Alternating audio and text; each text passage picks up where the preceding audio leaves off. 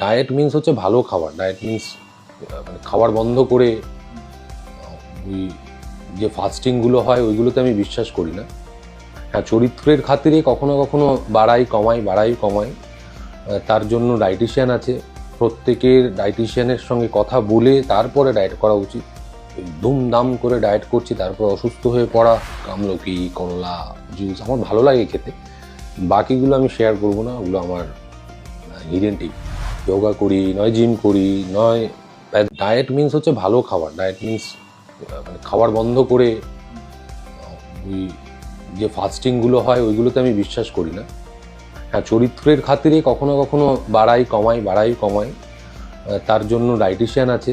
প্রত্যেকের ডায়েটিশিয়ানের সঙ্গে কথা বলে তারপরে ডায়েট করা উচিত। ধুমধাম করে ডায়েট করছি তারপর অসুস্থ হয়ে পড়া, আমলকি, করলা জুস আমার ভালো লাগে খেতে।